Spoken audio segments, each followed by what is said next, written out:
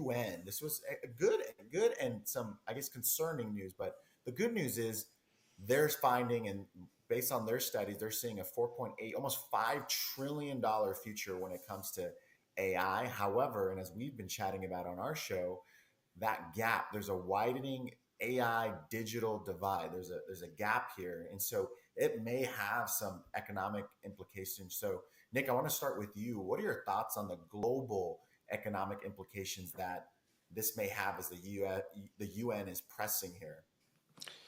Oh, I think it's. I'll take a balanced approach to it. So, 40% of research and development is really situated within 100 companies Hmm. globally, right? Right. And those companies are largely located in the United States and in China.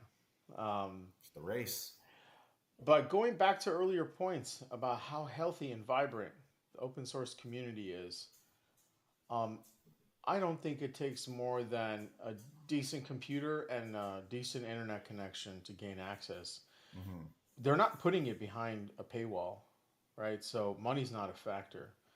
So if you have a decent computer and a decent internet connection, these things are yours for the taking. You can go to GitHub and download them for free.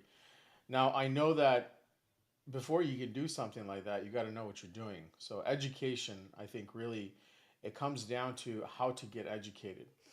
But with the amount of free training out there, that once again is just a decent laptop and a decent internet connection away, especially with the amount of channels on YouTube, like the AI Executive, that Yeah, are that's putting right. out free content, right? There are numerous agent courses out there that are free. I think that sometimes it just takes a little bit of work, right? So I think that if it's a nation state concern uh, Mhm. from a sort of uh, a gross domestic product, issue on how productive is my country, I think Singapore, countries like Singapore are a great example of how governments are getting involved in AI literacy and spreading AI literacy amongst their community. If you're over 40, is that right, Jason? Yeah, Um, yeah, in over 40. Singapore, you automatically qualify for a retooling and reskilling program.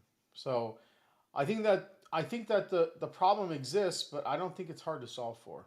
That's my I take. think, and I'll get to Jace here in a sec. I'm interested, Jason, on what your thoughts on, or what your thoughts are on just the policy portion. How important? I don't know if people talk about that enough. I mean, maybe Europe does, and they're all about like policy regulation. But I'm talking about how do we get out in front, not just the digital divide, but this labor impact. We've talked about it in a couple morning bus shows. People are really wanting to understand. I think there's a little bit of angst and some fear on what is this shock going to look like, right? There's a lot of stuff on the news right now with tariffs and things like that, and cost of living inflation, right? But what's really getting mastered, and I love using our platform to talk about it because people are really enjoying it, is this labor shock. And now we're talking globally, and I really do think policy is a big piece. But I know as you were, um, we were chatting about this in previous conversations. There was definitely a kind of a formula you were chatting about, Jason. Can you highlight that for us?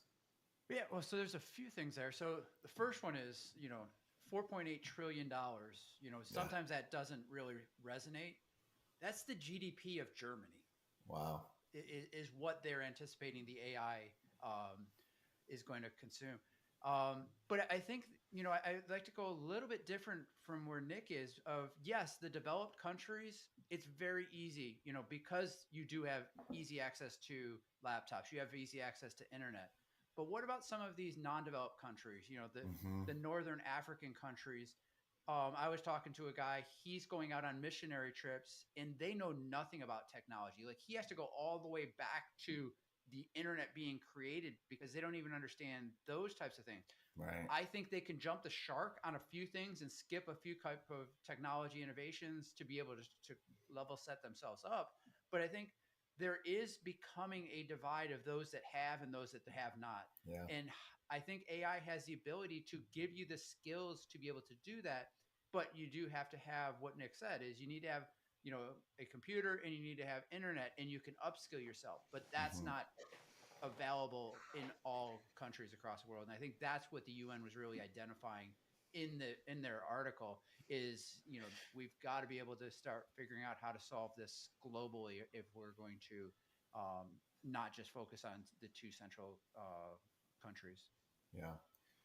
Love them or hate them, we need some Skylink. Throw it up there. Get it up there. So this is interesting because it does raise questions for those executives that are multinational, right? Whether your businesses or you're traveling around and you're starting, as Jason pointed out, you start to observe just some of this widening of gap, not just the digital divide, but you're right, the haves and have-nots and the infrastructure play, right? The data, the ability to have data or clean data, the upskilling piece for the labor market.